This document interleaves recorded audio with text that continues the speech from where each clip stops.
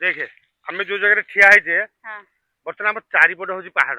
ହଁ ଆମ ନୟାଗଡ଼ରେ ତୁ ଯୁଆଡେ ଅନେଇବୁ ସିଆଡେ ଖାଲି ପାହାଡ ପାହାଡ ରୁଖି ପାହାଡ ହଁ ବଳରାମ ପାହାଡ ହଁ ଶୁଳିଆ ପାହାଡ ହଁ କାଞ୍ଜିଆ ଏମିତି ବହୁତ ପ୍ରକାର ନାଁ ଅଛି କିନ୍ତୁ ବହୁତ ଦିନ ମୁଁ ନାଁ ଜାଣିନି ପାହାଡ ରାକର।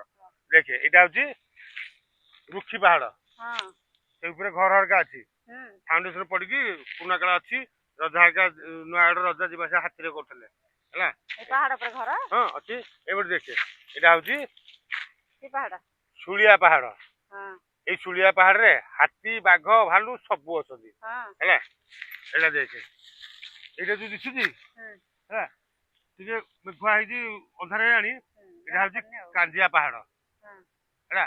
ଆଉ ଏଇଠି ଯୋଉ ଅଛି ତିନି ଚାରିଟା ପାହାଡ ଲାଗିଲେ ଆଜ୍ଞା ହଁ ହଁ ଏ ପାହାଡଟା ମୁଁ ଜାଣିନି ଆଉ ନା ସେଟା ମୁଁ ଜାଣିନି ସେଟା ଜେଜେପା ମାନେ କହିବେ ନା ଆଉ। ହଁ ଆଉ ଏଇ ପାହାଡ ହଉଛି ଜାଣିଛୁ ହଁ ଏଇଟା ହଉଛି ବଳରାମ ପାହାଡ।